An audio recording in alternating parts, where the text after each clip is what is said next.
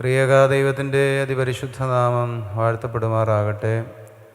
അല്പനേരത്തെ ചിന്തയ്ക്കായി ദൈവത്തിൽ ആശ്രയിച്ചുകൊണ്ട് തിരഞ്ഞെടുക്കുന്ന വേദഭാഗം യോശുവ പ്രവചന പുസ്തകം 14-ാം അധ്യായം 6 മുതൽ 14 വരെയുള്ള വാക്യങ്ങളാണ്. യോശുവ പ്രവചന പുസ്തകം 14-ാം അധ്യായം 6 മുതൽ 14 വരെയുള്ള വാക്യങ്ങൾ അല്പം ദീർഘമായ വാക്യങ്ങളാണ്.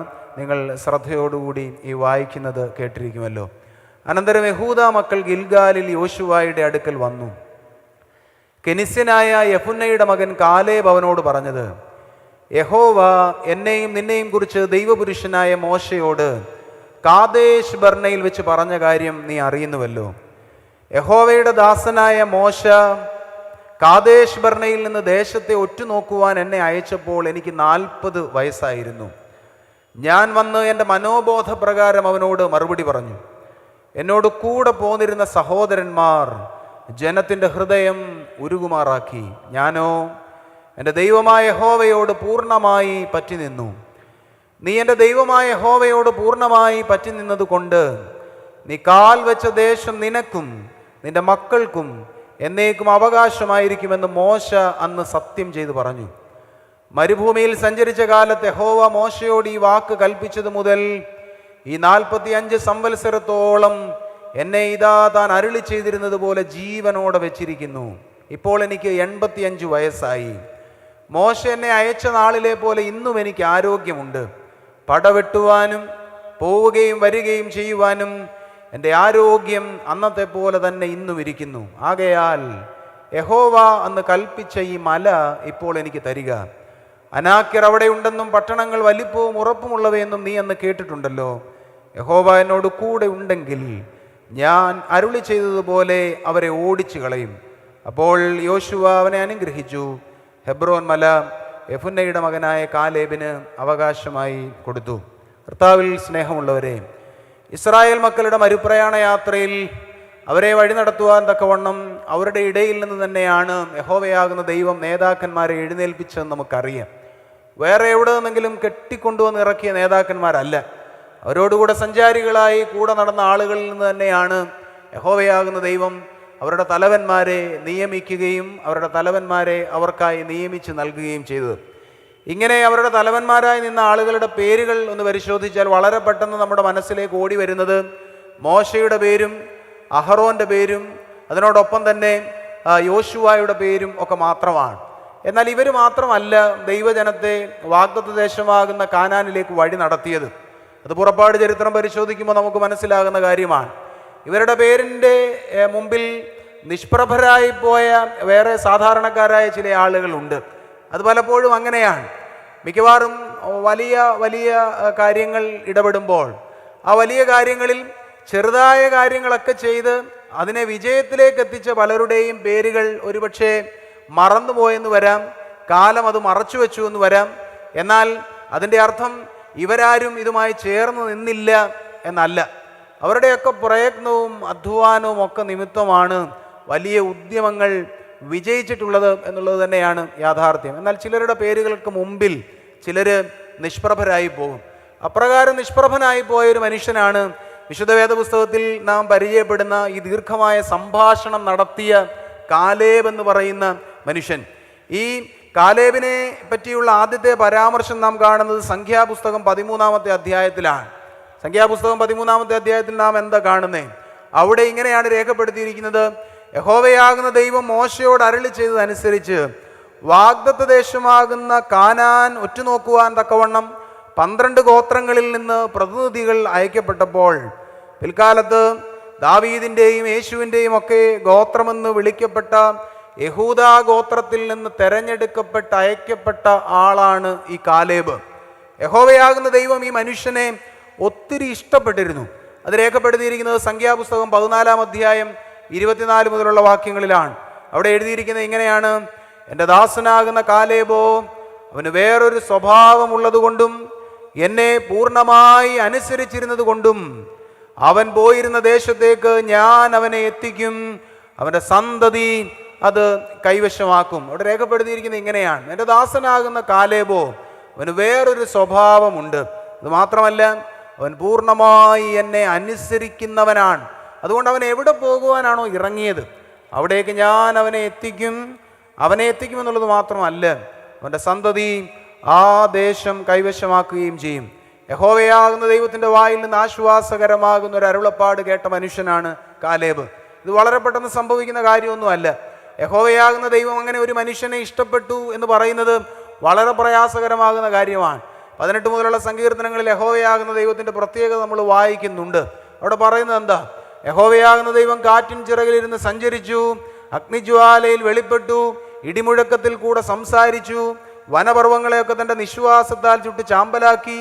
നന്മ ചെയ്യുന്നവർക്ക് അവൻ നന്മ കൊടുത്തു, തിന്മ ചെയ്യുന്നവർക്ക് അപ്രകാരം പ്രതികാരം ചെയ്തു. അങ്ങനെ പച്ചയായ മനുഷ്യൻ്റെ ജീവിത യാഥാർത്ഥ്യങ്ങളിൽ നിന്ന് ഒട്ടെന്ന് അകന്നു നിൽക്കുന്നു തോന്നുന്നൊരു ദൈവസങ്കല്പമാണ് പഴയ നിയമത്തിൽ നാം വായിക്കുകയും മനസ്സിലാക്കുകയും ചെയ്യുന്നത്.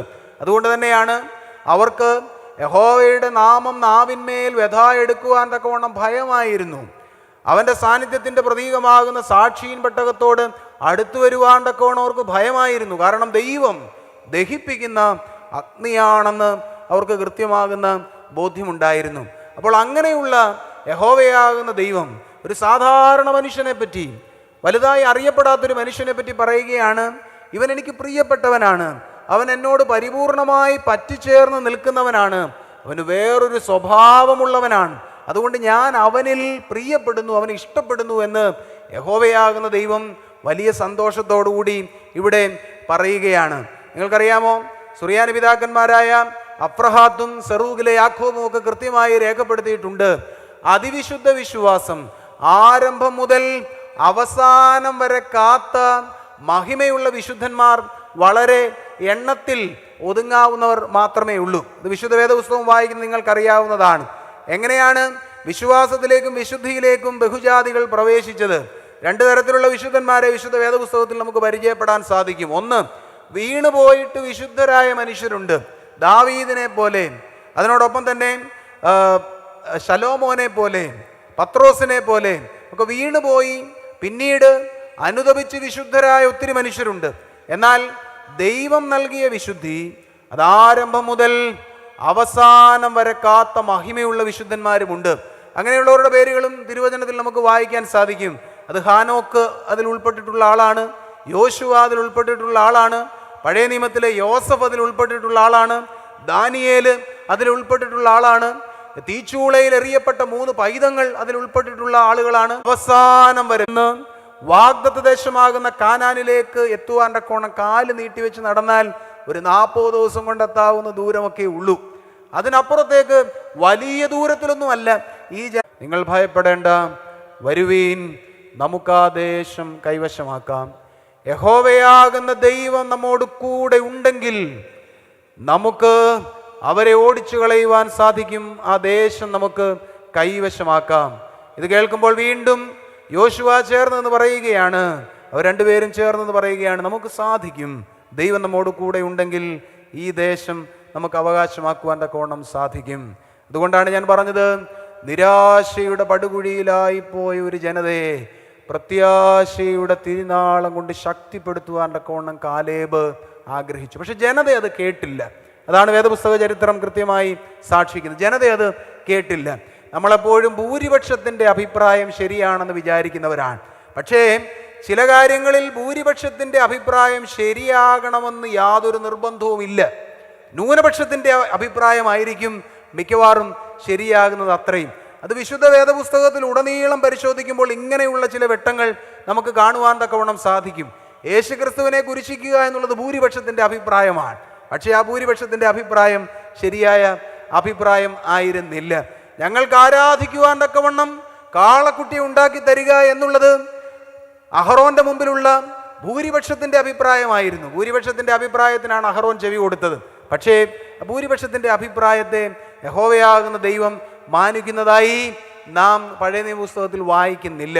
അതുകൊണ്ട് ചില ന്യൂനപക്ഷത്തിന് ദൈവത്തിൻ്റെ ആത്മാവ് വസിക്കുന്നവർക്ക് ചില വെളിപാടുകൾ ദൈവം തന്നെ നൽകും. ആ വെളിപാടുകൾക്ക് പിന്നിൽ ഇത് പ്രാർത്ഥനയോടെ നടന്നു നീങ്ങുക എന്നുള്ളത് നമ്മുടെ വലിയ ഉത്തരവാദിത്തം കൂടിയാണ്. ഇസ്രായേൽ ജനതയ്ക്ക് സംഭവിച്ച ഒന്നാമത്തെ പരാജയം എന്താണ്? ഇവിടെ ആത്മബലമുള്ള ആത്മവെളിച്ചമുള്ള കാലേബ് പറഞ്ഞ വാക്കുകളെ ശ്രദ്ധിക്കുവാൻ തക്കവണ്ണം അവർക്ക് ഇടയായില്ല. അവരവരുടെ യുക്തി കൊണ്ടാണ് അതിനെ അളക്കുവാൻ പോയത്. ഈ ദേശത്തിലേക്ക് എങ്ങനെ നമുക്ക് കയറുവാൻ തക്കവണ്ണം സാധിക്കും?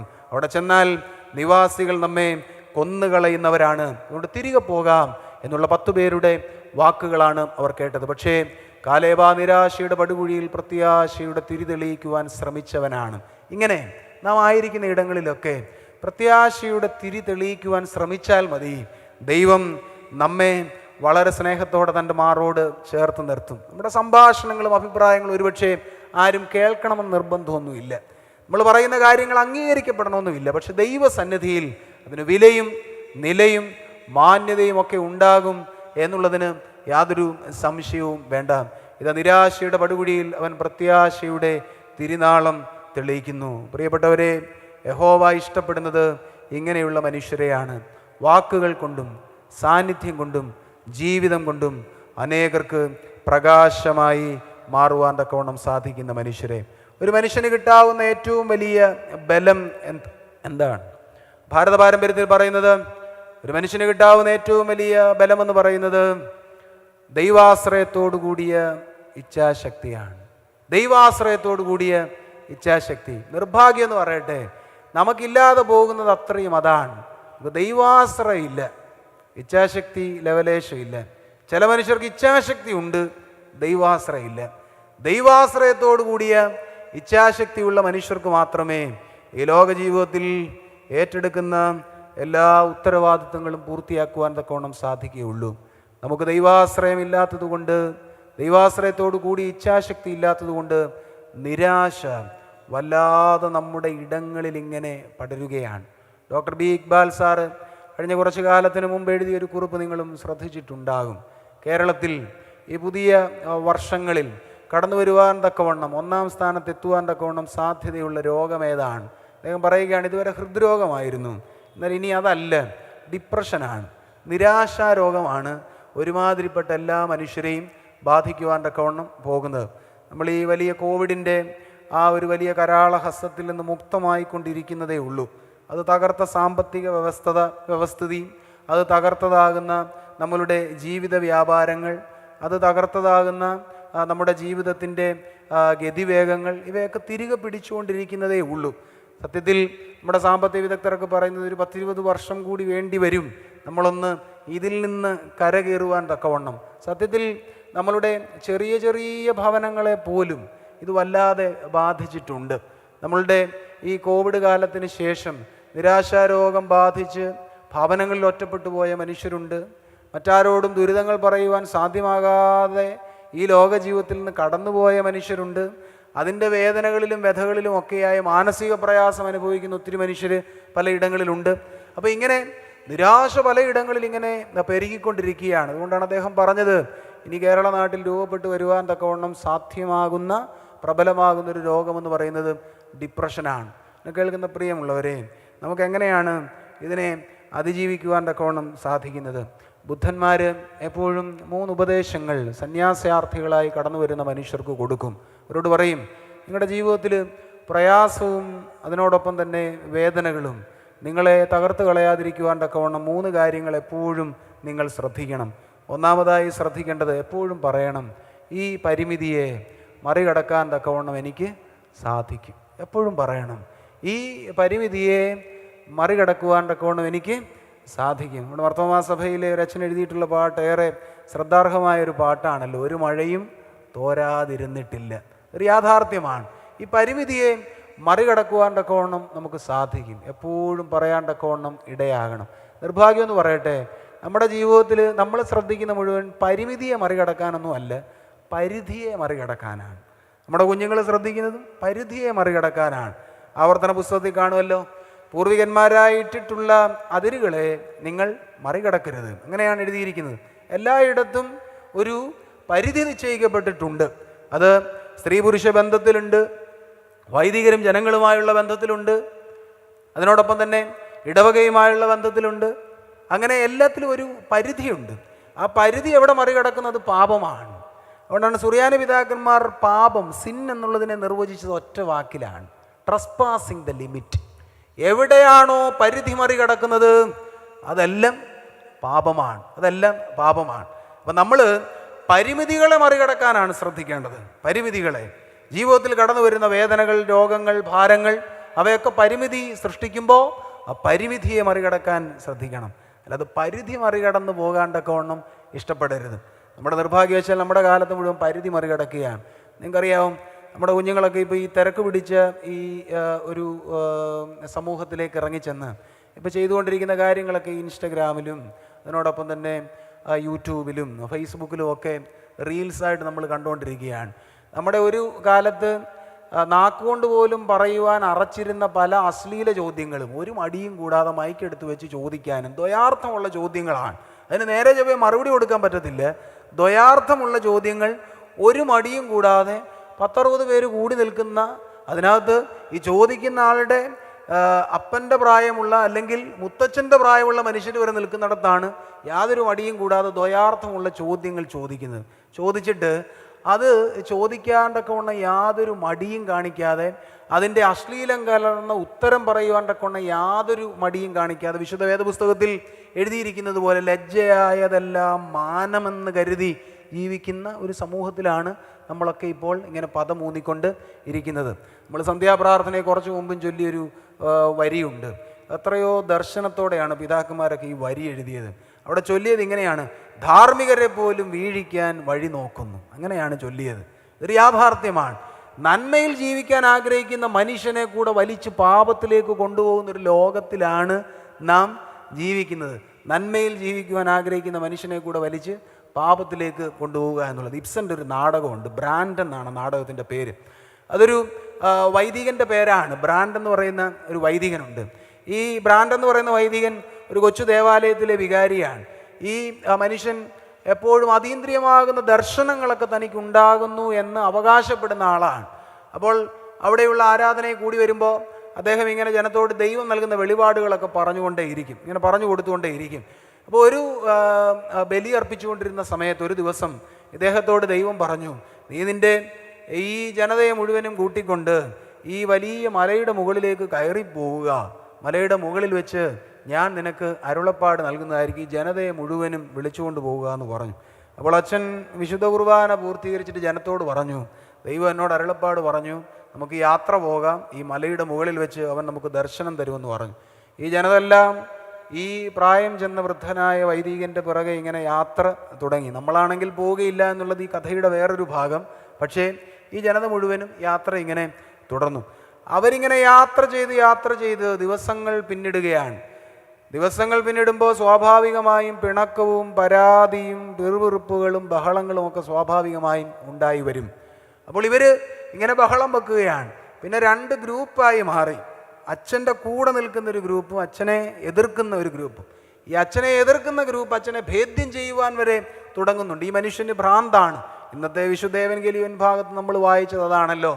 ലോകത്തിന് തങ്കക്കിരീടം ചാർത്തി കൊടുക്കുവാൻ തക്കവണ്ണം വന്ന ഉടയതമ്പുരാന് ലോകം കൊടുത്ത, ബന്ധുജനങ്ങൾ കൊടുത്ത, ചാർച്ചക്കാർ കൊടുത്ത പേര് മാനിയാക്കെന്നാണ്. ഭ്രാന്തൻ, ചിത്തഭ്രമം ബാധിച്ചവനെന്നാണ്. അപ്പോൾ ഈ അച്ഛനെ ഭ്രാന്തനെന്നല്ല, അതിനേക്കാൾ കുറച്ചുകൂടെ കടുപ്പമുള്ള പദത്തിലായിരിക്കാം ഒരുപക്ഷെ ആ കൂടി നടന്ന ജനത വിശേഷിപ്പിച്ചത്.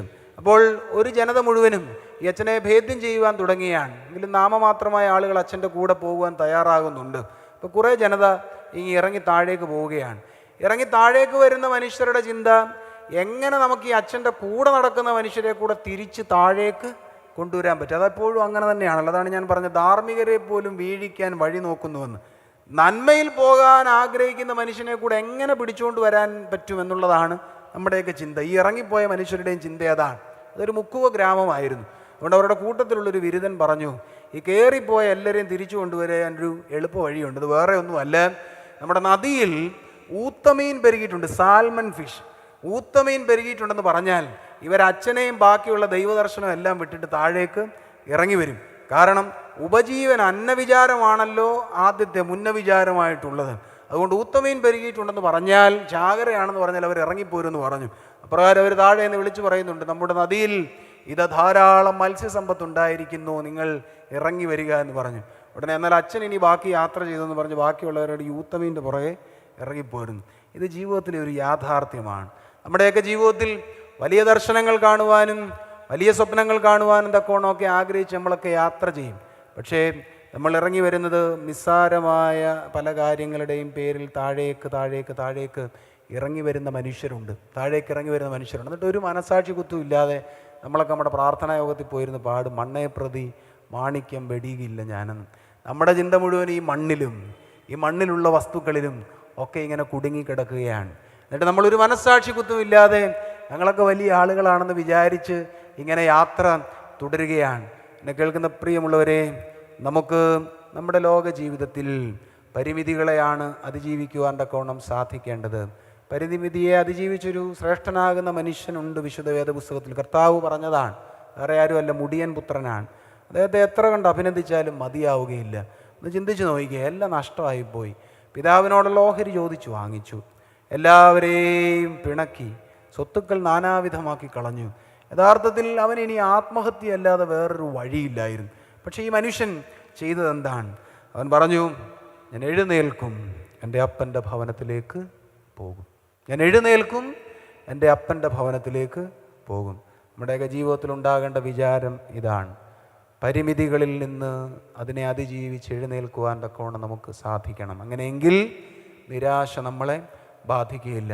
ബുദ്ധന്മാർ രണ്ടാമത് കൊടുക്കുന്നൊരു ഉപദേശമുണ്ട്. അതിങ്ങനെയാണ്: സാഹചര്യങ്ങളാൽ നിങ്ങളുടെ മനോനില ഒരിക്കലും സ്വാധീനിക്കപ്പെടരുത്. സാഹചര്യങ്ങൾ നിങ്ങളെ സ്വാധീനിക്കുവാൻ തക്കവണ്ണം ഇടയാവരുത്. നമ്മുടെ ജീവിതത്തിൽ ഇന്ന് കിടന്നുറങ്ങുന്നതിന് മുമ്പ് ഒന്ന് ചിന്തിക്കുക, നമ്മുടെ ഏറിയ പങ്ക് വിഷമങ്ങളും എന്താണ്? എന്നെപ്പറ്റി അവരിത് പറഞ്ഞു, അവരെന്നെപ്പറ്റി ഇന്നത് വിചാരിച്ചു, ഇന്ന ആളുകൾ എന്നെപ്പറ്റി അപവാദം പറഞ്ഞു, പരിഹസിച്ചു, കളിയാക്കി. ഇതൊക്കെയാണ് നമ്മുടെ ജീവിതത്തിൽ നമ്മുടെ തലയിൽ ഇങ്ങനെ ഘനീഭവിച്ച് നിൽക്കുന്നത്. നമ്മുടെ പ്രയാസത്തിൻ്റെ വലിയ കാരണങ്ങൾ ഇവയൊക്കെ തന്നെയാണ്. മറ്റുള്ളവർ സ്വിച്ച് ഇടുമ്പോൾ അതിനൊത്ത് ചലിക്കുന്ന വെറും പാവകളായി, യന്ത്രമനുഷ്യരായി നമ്മൾ മാറുന്നു എന്നുള്ളതാണ് സത്യം. സത്യത്തിൽ നാം ഇപ്രകാരം സാഹചര്യങ്ങളാൽ സ്വാധീനിക്കപ്പെടേണ്ട കാര്യമൊന്നുമില്ല. അതിനുത്തമ ഉദാഹരണമുണ്ട്. അത് വേറെ ആരുമല്ല, തീച്ചൂളയിൽ എറിയപ്പെട്ട 3 ബാലന്മാരാണ്. അവരോട് രാജാവ് പറഞ്ഞു, ഇത് നീ ഭക്ഷിച്ചില്ലെങ്കിൽ കൊന്നുകളയുമെന്ന് പറഞ്ഞു. പക്ഷേ അവർക്ക് അതിനോട് യാതൊരു ഭയവും ഉണ്ടായില്ല. അവർ പറഞ്ഞു, ഞങ്ങൾ ഭക്ഷിക്കുകയില്ല. രാജാവേ, ഞങ്ങളെ തന്നെ അശുദ്ധരാക്കുകയില്ല. ഞങ്ങൾ വിശ്വസിക്കുന്ന ദൈവത്തിന് തീച്ചൂളയിൽ നിന്നും രാജാവിൻ്റെ കയ്യിൽ നിന്നും ഞങ്ങളെ വിടുവിക്കുവാൻ കഴിയും. ഇതാണ് പ്രത്യാശയായി നമ്മുടെ ജീവിതത്തിൽ ഉണ്ടാകേണ്ടത്. സാഹചര്യങ്ങളല്ല. ആളുകൾ പറയട്ടെ, പരാതികൾ പറയട്ടെ, പരിഭവങ്ങൾ ഉണ്ടാകട്ടെ, അപവാദങ്ങൾ പറയട്ടെ, ഇതെല്ലാം ദൈവം പരമമായ നന്മയ്ക്കാക്കി തീർക്കും. പൗലോസ് അപ്പോസ്തലൻ കണ്ണുനീരോടെ പറഞ്ഞൊരു കാര്യമുണ്ട്, നിങ്ങൾക്കറിയാവുന്നതാണ്. പൗലോസ് അപ്പോസ്തലൻ പറഞ്ഞു, നിന്റെ നിമിത്തം ഞങ്ങൾ അനേകരുടെ മുമ്പിൽ കൂത്തുകാഴ്ചയായി ഭവിച്ചു. നിന്റെ നിമിത്തം ഞങ്ങൾ അനേകരുടെ മുമ്പിൽ കൂത്തുകാഴ്ചയായി ഭവിച്ചു.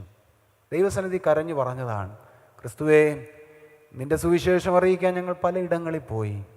പലരും ഞങ്ങളെ പരിഹസിച്ചു, പലരും ഞങ്ങളെ ലജ്ജിപ്പിക്കുവാൻ തക്കവണ്ണം ശ്രമിച്ചു, പലരും ഞങ്ങളെ തകർക്കുവാൻ ശ്രമിച്ചു. ഏലിയാവ് ഇത് തന്നെ പറയുന്നുണ്ട്. നിങ്ങൾ വിശുദ്ധ വേദപുസ്തകം വായിച്ചിട്ടുള്ളവരാണല്ലോ. ഏലിയാവ് പറയുന്നുണ്ട്, സൈന്യങ്ങളുടെ യഹോവേ, നിന്റെ പ്രവാചകന്മാരെ എല്ലാം അവർ കൊന്നുകളഞ്ഞു, ഉള്ളതിൽ ഞാൻ ഒരുവൻ മാത്രം ഇവിടെ അവശേഷിച്ചിരിക്കുന്നു. സൈന്യങ്ങളുടെ യഹോവേ, നിന്റെ പ്രവാചകന്മാരെ എല്ലാം അവർ കൊന്നുകളഞ്ഞു, ആഹാബും ഇസബെല്ലും ചേർന്ന് കൊന്നുകളഞ്ഞു, ഉള്ളതിൽ ഞാൻ ഒരുവൻ മാത്രം ഇവിടെ അവശേഷിച്ചിരിക്കുന്നു. പക്ഷേ ഏലിയാവിൻ്റെ മുഖത്തിന് വാട്ടമില്ല. കാരണം കൊല്ലുവാൻ നോക്കുന്നവരെ അവൻ ഭയപ്പെടുന്നില്ല. സ്വർഗരാജ്യത്തിലെ നിത്യജീവനാണ് അവൻ്റെ മുമ്പിലും വിഷയീഭവിക്കുന്നത്. മൂന്നാമതായി ബുദ്ധന്മാർ പറയുന്നുണ്ട്, നിരാശ നിങ്ങളുടെ ജീവിതത്തെ ബാധിക്കാതിരിക്കാൻ എന്ത് ചെയ്യണം? നിങ്ങളുടെ ചിന്തകളിൽ നിഷ്കളങ്കത്വം പുലർത്തണം. ഈ ലോകത്തിൽ 70-80 വർഷമൊക്കെയുള്ള ജീവിതമേ നമുക്കുള്ളൂ. വലിയ ദിവസങ്ങളൊന്നും ഇല്ല. 10-30,000 ദിവസങ്ങളിൽ താഴെയുള്ള നമുക്ക് തന്നെ അറിയാം. 365 കൊണ്ട് ഗുണിച്ച് നോക്കിയാൽ മതി. അതിനകത്ത് അറിയാമല്ലോ, ഏകദേശം ഒരു 6-7 മണിക്കൂർ ഉണ്ണാനും ഉറങ്ങാനും ഉടുക്കാനും ഒക്കെ ഉപയോഗിക്കുന്നുണ്ട്. അപ്പോൾ 30,000 ദിവസത്തിൽ ഒരു 15,000 ദിവസമുള്ള അധ്വാനമൊക്കെ നമുക്കിവിടെ ഉള്ളൂ. ഇനി ഉച്ചയ്ക്ക് കിടന്നുറങ്ങുന്ന മനുഷ്യരെ പറ്റിയാണെങ്കിൽ അത്രയും കൂടെ ഇവിടെ ഇല്ല. നമുക്ക് വളരെ കുറഞ്ഞ ദിവസങ്ങളെ ഇവിടെ ഉള്ളൂ.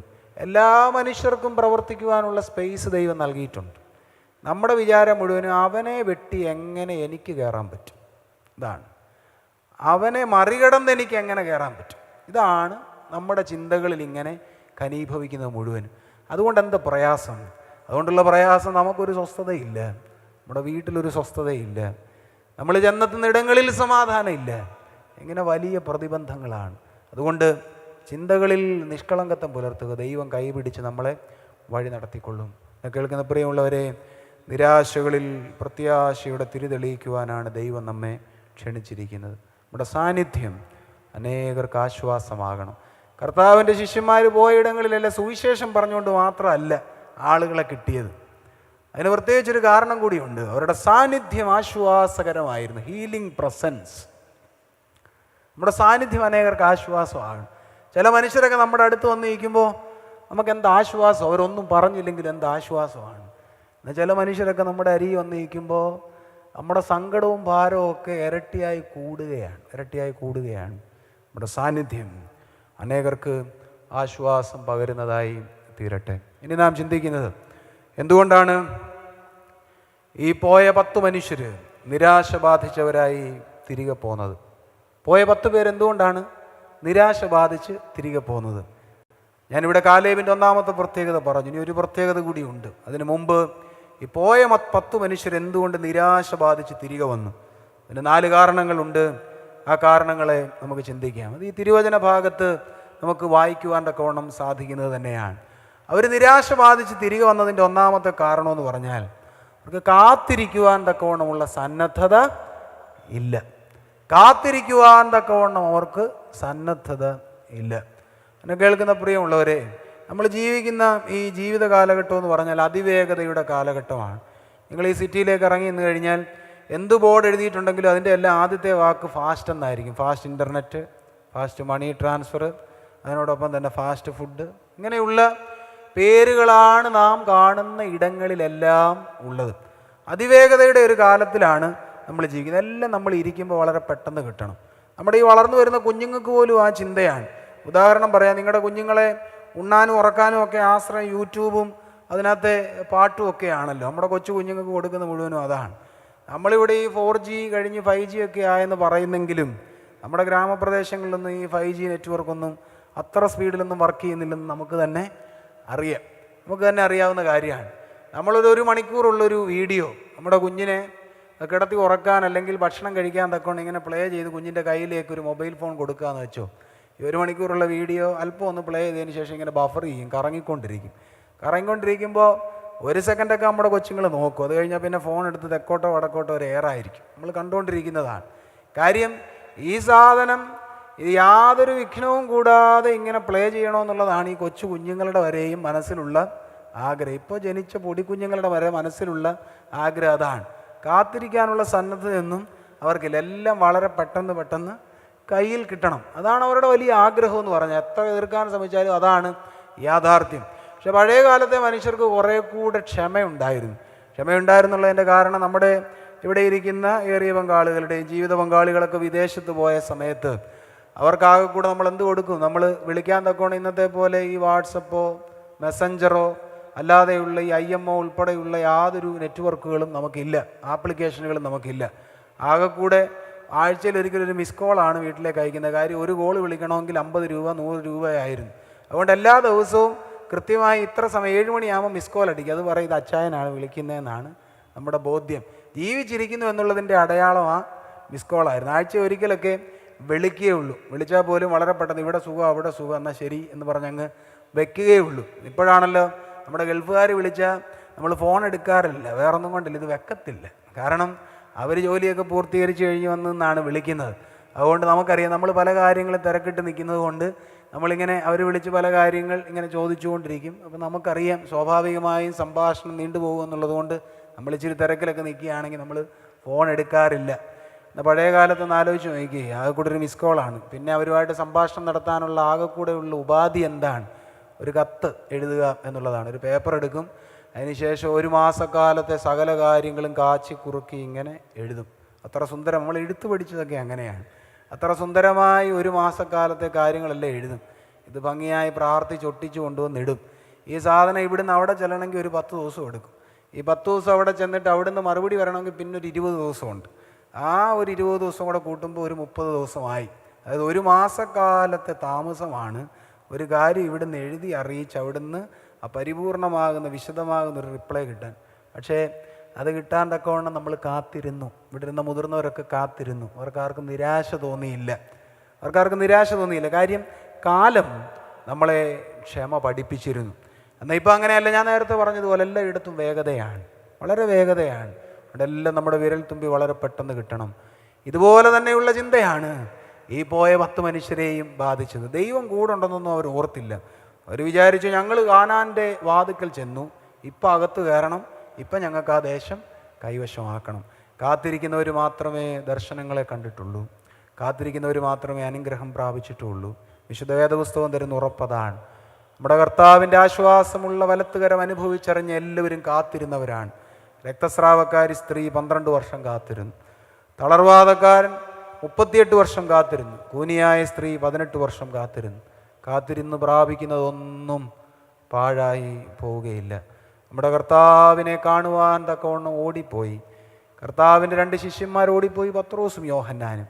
അവർ കർത്താവിനെ കണ്ടില്ല. പുനരുദ്ധാനം ചെയ്ത കർത്താവിനെ ആദ്യം കണ്ടത് കൂടെ നടന്ന ശിഷ്യന്മാരൊന്നും അല്ല. അതാണ് വിശുദ്ധ സുവിശേഷം പഠിപ്പിക്കുന്ന സത്യം. കണ്ടതാരാണ്?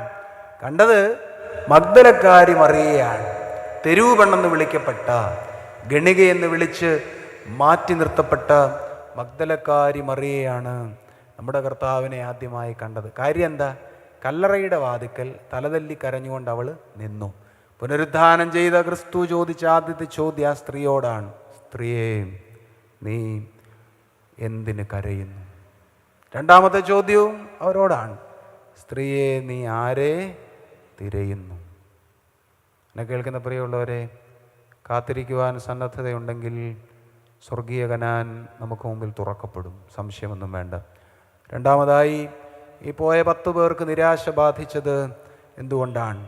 ഈ പോയ 10 പേർക്ക് നിരാശ ബാധിച്ചതിൻ്റെ രണ്ടാമത്തെ കാരണമെന്ന് പറയുന്നത് അവരെല്ലാം ഇന്നലകളിലും നാളുകളിലുമായി ജീവിച്ചു എന്നുള്ളത് കൊണ്ടാണ്. ഇന്നലകളിലും നാളുകളിലുമായി ജീവിച്ചു. ഇതൊരു സത്യമാണ്.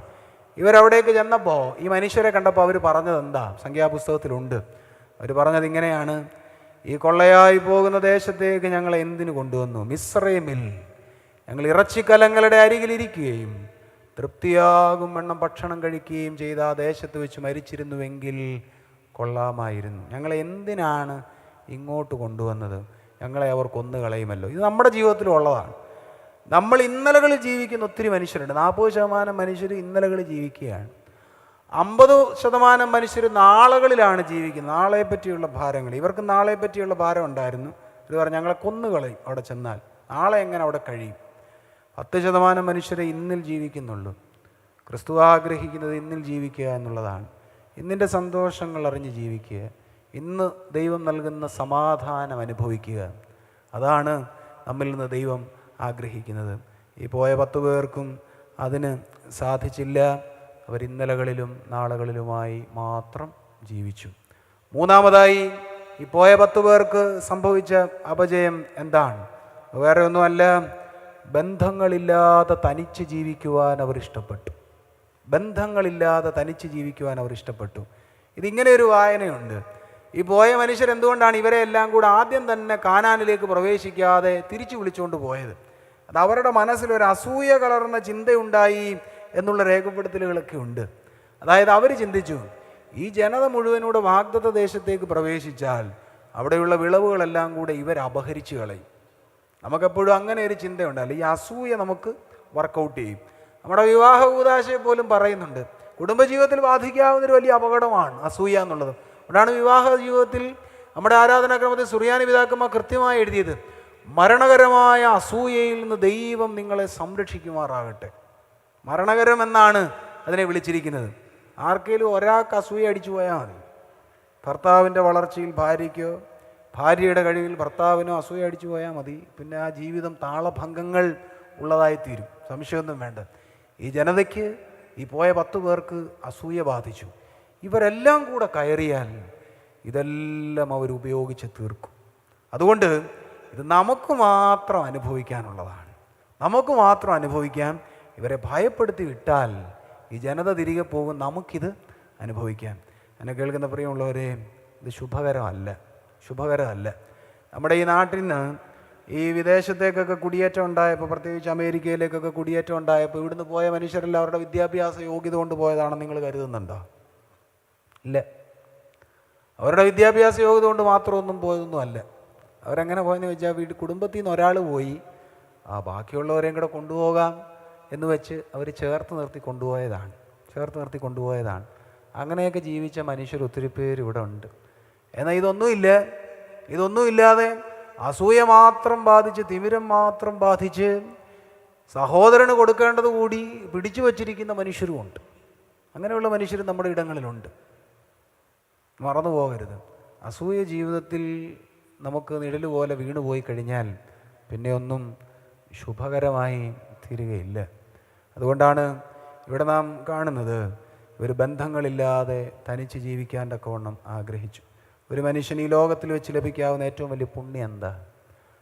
അത് സമ്പത്തുണ്ടാകുന്നൊന്നുമല്ല. വീഴുമ്പോൾ ചിരിക്കാത്ത, വീഴ്ചയിൽ താങ്ങാകുന്ന ബന്ധുക്കളും സുഹൃത്തുക്കളും ഒക്കെ ഉണ്ടാവുക എന്നുള്ളതാണ് ഒരു മനുഷ്യന് ജീവിതത്തിൽ ലഭിക്കാവുന്ന ഏറ്റവും വലിയ പുണ്യം. വീഴുമ്പോൾ ചിരിക്കാത്ത, വീഴ്ചയിൽ താങ്ങാകുന്ന ബന്ധുക്കളും സുഹൃത്തുക്കളും ഒക്കെ ഉണ്ടാകുക. നെഞ്ചി കൈവച്ച് പറയാൻ പറ്റുമോ? നമുക്കങ്ങനെ ആരെങ്കിലും ഉണ്ടോ? നമുക്കാരെങ്കിലും അങ്ങനെ നമ്മുടെ ജീവിതത്തിൻ്റെ വേദനകൾ വിശ്വസിച്ചേറ്റ് പറയാൻ പറ്റിയ, നമ്മുടെ ജീവിതത്തിൻ്റെ സങ്കടങ്ങൾ വിശ്വസിച്ച് പറയാൻ പറ്റിയ ഒരു ബന്ധമെങ്കിലും നമുക്ക് നമ്മുടെ ഇക്കണ്ട കാലത്തെ ജീവിതം കൊണ്ട് ഉണ്ടാക്കുവാൻ തക്കവണ്ണം സാധിച്ചിട്ടുണ്ടോ? യേശുക്രിസ്തുവിനെ പറ്റി പറഞ്ഞ ബന്ധങ്ങളുടെ സുൽത്താനായിരുന്നു എന്നാണ്. അവൻ്റെ വായിൽ നിന്ന് വന്ന ലാവണ്യ വാക്കുകളിൽ അനേകർ അതിശയിച്ചു. ക്രിസ്തുവിനോടൊപ്പം ഒത്തിരി പേര് നടന്നു, പക്ഷേ പീഡാസഹനമായപ്പോൾ അവരൊന്നുമില്ല. വിശുദ്ധ മർക്കോസിൻ്റെ സുവിശേഷത്തിൽ ഒരു രേഖപ്പെടുത്തലുണ്ട്, ഒരു ബാല്യക്കാരൻ പുതപ്പ് മാത്രം പുതച്ചുകൊണ്ട് അവൻ്റെ പിന്നാലെ ചെന്നു. അവർ അവനെ പിടിച്ചു. ഉടനെ അവൻ പുതപ്പ് ഉപേക്ഷിച്ച് നഗ്നനായി ഓടിപ്പോയി.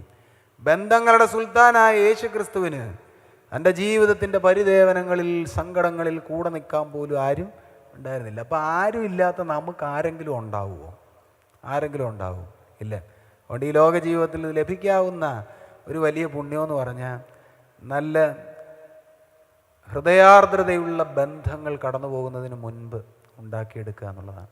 നമ്മളൊക്കെ കടന്നു പോകുമ്പോൾ ആരെങ്കിലുമൊക്കെ ആത്മാർത്ഥമായി കരയാനുണ്ടായാൽ അതാണ് ജീവിതത്തിൽ ലഭിക്കാവുന്ന വലിയ പുണ്യം. ഇനി നമ്മൾ കടന്നു പോകുമ്പോൾ അവൻ കുറച്ചുകൂടെ നേരത്തെ കടന്നു പോകേണ്ടതായിരുന്നു എന്നാരെങ്കിലും പറയുന്നെങ്കിൽ ഈ ജീവിതം കൊണ്ട് നാം ഒന്നും നേടിയിട്ടില്ല എന്നുള്ളത് തന്നെയാണ് അതിൻ്റെ അർത്ഥം. ഏറ്റവും അവസാനമായി ഈ 10 പേരും തിരികെ നിരാശ ബാധിച്ച് പോരുന്നതിൻ്റെ കാരണം എന്താണ്? അനാവശ്യ താരതമ്യങ്ങൾ. അവരുടെ സംഭാഷണം ശ്രദ്ധിക്കുക. അവർ പറഞ്ഞു എന്താണെന്നറിയാമോ? അവർ പറഞ്ഞു, ആ ദേശം നിവാസികളെ തിന്നുകളയുന്നതാണ്.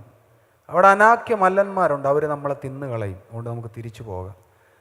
അവർ നോക്കിയപ്പോൾ ഞങ്ങൾ വെട്ടുക്കിളികളെ പോലെ തോന്നി, തിരിച്ചു നോക്കിയപ്പോഴും ഞങ്ങൾ അവരുടെ ദൃഷ്ടിയിൽ വെട്ടുക്കിളികളെ പോലെ തോന്നിയെന്നാണ് അവർ പറഞ്ഞത്. കേൾക്കുന്ന പ്രിയമുള്ളവരെ, അനാവശ്യ താരതമ്യങ്ങൾ നമ്മുടെ ജീവിതത്തിൻ്റെ സ്വസ്ഥത നശിപ്പിക്കുവാൻ മാത്രമേ ഉപകരിക്കുകയുള്ളൂ. അനാവശ്യ താരതമ്യങ്ങൾ വഴിയായി ജീവിതത്തിൻ്റെ സ്വസ്ഥത നഷ്ടപ്പെട്ടു പോയ മനുഷ്യരാണ് കേരളക്കരയിലുള്ള ഏറിയ പങ്കാളുകൾ.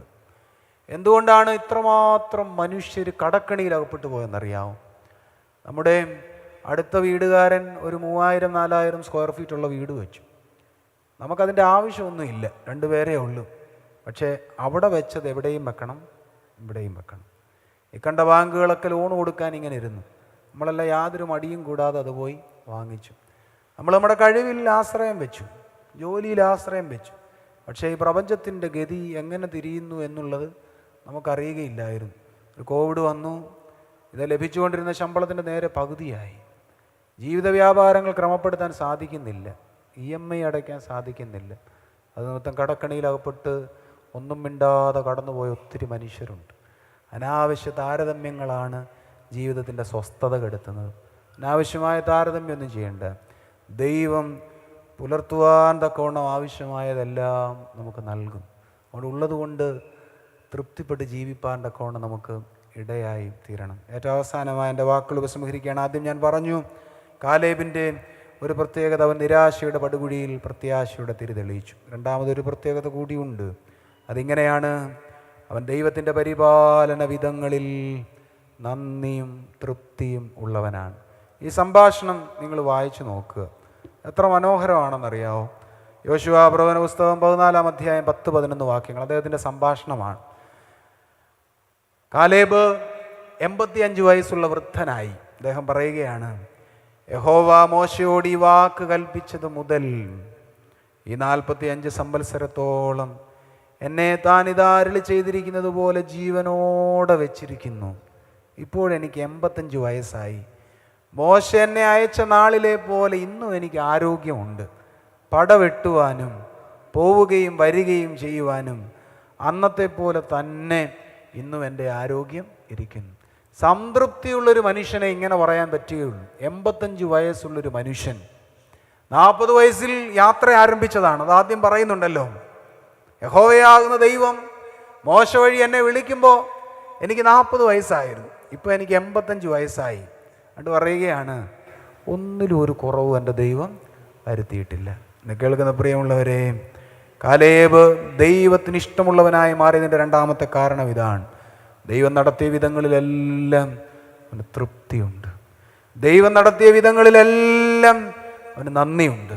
നമുക്കില്ലാതെ പോകുന്ന ഇത് രണ്ടുമാണ്. നന്ദിയുള്ളവരായി ദൈവസന്നിധിയിൽ ജീവിപ്പാൻ ഇടയാകണം. തന്നതെല്ലാം ദൈവകൃപയെന്ന് എപ്പോഴും പറഞ്ഞുകൊണ്ടിരിക്കണം. ലഭിച്ചതെല്ലാം ദൈവകൃപയാണ്. നമ്മുടെ കുഞ്ഞുങ്ങൾ പഠിച്ചതും ജോലി കിട്ടിയതും പല സ്ഥലങ്ങളിൽ പോയതും ഭവനത്തിന് അഭിവൃദ്ധി ഉണ്ടായതും എല്ലാം ദൈവകൃപയാണ്. ദൈവകൃപയില്ലാതെ ഒന്നുമില്ല. നമ്മൾ ആശ്രയം വെച്ചിരിക്കുന്നതെല്ലാം നഷ്ടമായി പോയേക്കാം. ജോലി പോകാം, സമ്പത്തില്ലാതെ പോകാം, സൗന്ദര്യം ഇല്ലാതെ പോകാം. നഷ്ടമായി പോകാതെ എന്നും കൂടെ ഉണ്ടാകുന്നത് ദൈവകൃപയാണ്. ആ കൃപയ്ക്ക് കീഴിൽ അമർന്നിരിപ്പാൻ്റെ കൊണ്ട് നമുക്കാകണം. സംതൃപ്തി വേണം. ജീവിതത്തിൽ എപ്പോഴും സംതൃപ്തി നിലനിൽക്കണം. അത് അത്യാവശ്യമാണ്. ചില മനുഷ്യരുണ്ട്, ജീവിതത്തിൽ കടൽ പോലെ ദൈവം തന്നിട്ടുണ്ടെങ്കിലും സംതൃപ്തിയൊന്നും ഇല്ല. നമ്മുടെ വന്ദിനായ ജോഷുവാച്ചൻ ഇന്നത്തെ ചിന്താവിഷയം എഴുതുന്നത് ദീർഘകാലമായി നിങ്ങൾ വായിക്കുന്നുണ്ടാവുമല്ലോ. ഒരു പ്രാവശ്യം എഴുതിയത് തവളയുടെ പ്രാർത്ഥന എന്നും പറഞ്ഞാണ്. തവള പ്രാർത്ഥിക്കുകയാണ്. തവള പ്രാർത്ഥിച്ചത് ഇങ്ങനെയാണ്. ആദ്യം സൂര്യഭഗവാൻ ഇങ്ങനെ പ്രത്യക്ഷപ്പെട്ട് ചോദിച്ചു, നിനക്ക് എന്ത് വരം വേണം? നീ ദീർഘമായി പ്രാർത്ഥിക്കുകയാണല്ലോ. ഉടനെ പറഞ്ഞു, എനിക്ക് കുളത്തിൽ കഴിയാനുള്ള വരം വേണമെന്ന് പറഞ്ഞു. ഉടനെ പറഞ്ഞു, നിൻ്റെ ഇഷ്ടം പോലെ ആകട്ടെ, കുളത്തിൽ കഴിയുവാനുള്ള വരം നിനക്ക് തരുന്നു എന്ന് പറഞ്ഞു. കുറേ കഴിഞ്ഞ് വീണ്ടും തവള പ്രാർത്ഥിക്കുകയാണ്. അപ്പോൾ ചോദിച്ചു, എന്താ നിനക്കിനി അടുത്തത് വേണ്ടത്? ഉടനെ പറഞ്ഞു, എനിക്ക് ഈ കുളത്തിലാകുമ്പോൾ ഇട്ടാവട്ടത്ത് ഇങ്ങനെ ഓടി നടക്കാനേ പറ്റുന്നു, എനിക്ക് കരയിൽ കഴിയാൻ സാധിച്ചാൽ മതി, കരയിൽ കഴിഞ്ഞാൽ മതി. ഉടനെ പറഞ്ഞു, നിൻ്റെ ഇഷ്ടം പോലെ ആകട്ടെ, കരയിൽ കഴിയുവാനുള്ള വരം തരുന്നു എന്ന് പറഞ്ഞു. അപ്പോൾ വീണ്ടും പ്രാർത്ഥിക്കുകയാണ് കുറേ ദിവസം കഴിഞ്ഞപ്പോൾ. അപ്പോൾ ചോദിച്ചു, ഇനി എന്താ നിനക്ക് വേണ്ടേ? ഉടനെ പറഞ്ഞു, ഇവിടെ വലിയ ചൂടാണ്, എൻ്റെ ശരീരമാസകലം ചുട്ടുകൊള്ളുന്നു, ഉടനെ എനിക്ക് വീണ്ടും കുളത്തിൽ കഴിയുവാനുള്ള വരം തരണമെന്ന് പറഞ്ഞു. ഉടനെ സൂര്യഭഗവാൻ പറഞ്ഞു, നിനക്ക് കുളത്തിലും കരയിലും കഴിയുവാനുള്ള വരം ഞാൻ തരുന്നു എന്ന് പറഞ്ഞു. ഈ കഥ അവസാനിക്കുമ്പോൾ അച്ഛൻ എഴുതുന്നത് ഇങ്ങനെയാണ്: ഇപ്പോഴും തവളയ്ക്ക് അറിയത്തില്ല കുളത്തിലാണോ തൃപ്തി കരയിലാണോ. അതുകൊണ്ട് കുളത്തിൽ നിന്ന് നേരെ കരയിലേക്കും കരയിൽ നിന്ന് നേരെ കുളത്തിലേക്കും ഇങ്ങനെ ചാടി നടക്കുകയാണ്. ചില മനുഷ്യരങ്ങനെയാണ്. ഞാൻ പറഞ്ഞതുപോലെ കടൽ പോലെ ദൈവം ഒത്തിരി കൊടുത്തിട്ടുണ്ട്, അതിലൊന്നും ഒരു തൃപ്തിയില്ല. എന്നിട്ടിപ്പോഴും തൃപ്തിയില്ലാതെ നമുക്കിങ്ങനെ നിരാശയുടെ സംഭാഷണം മാത്രം പറയുന്ന ആളുകളുണ്ട്. സുമാർ അഴീക്കോട് സാറ് പറയുന്നുണ്ട്, മലയാളിയുടെ നിരാശ അവരുടെ വാക്കിൽ തന്നെയുണ്ട്. നമ്മളോട് എന്താ സുഖമാണോ എന്ന് ചോദിച്ചാൽ ഏക ശബ്ദം പുറപ്പെടുവിക്കുന്ന ജീവി മനുഷ്യനാണ്, പ്രത്യേകിച്ച് മലയാളിയാണ്. എന്താ? ഓ. ആദ്യം പറയുന്നത് എങ്ങനെയാണ്? ഓ. അങ്ങനെ അങ്ങ് പോകുന്നു. ആദ്യം വരുന്ന ശബ്ദം ഓയാണ്. നിരാശ നമ്മുടെ ജീവിതത്തിൽ തന്നെയുണ്ട്. അവിടെയാണ് ഈ കാലേബ് മാതൃകയാകേണ്ടത്. അവൻ യഹോവയോട് ചേർന്ന് നിന്ന് പ്രത്യാശയുടെ തിരി തെളിയിച്ചു. അവൻ തൃപ്തിയുള്ളവനായിരുന്നു, നന്ദിയുള്ളവനായിരുന്നു. നമുക്ക് നമ്മുടെ ജീവിതയാത്രയിൽ തൃപ്തിയുള്ളവരായി, നന്ദിയുള്ളവരായി, യഹോവയാം ദൈവത്തോട് ചേർന്ന് നടക്കുവാൻ, ഏലിയാവിനെ പോലെ തീക്ഷ്ണതയുള്ളവരായി മാറുവാൻ നമുക്ക് ഈ വർഷത്തെ പെരുന്നാളും നമ്മളുടെ ആരാധനയും ഒക്കെ വഴിയും പാലവുമായി ഭവിക്കട്ടെ എന്ന് പ്രാർത്ഥിച്ച് എൻ്റെ വാക്കുകൾ ഉപസംഹരിക്കുന്നു. ദൈവം അനുഗ്രഹിക്കട്ടെ.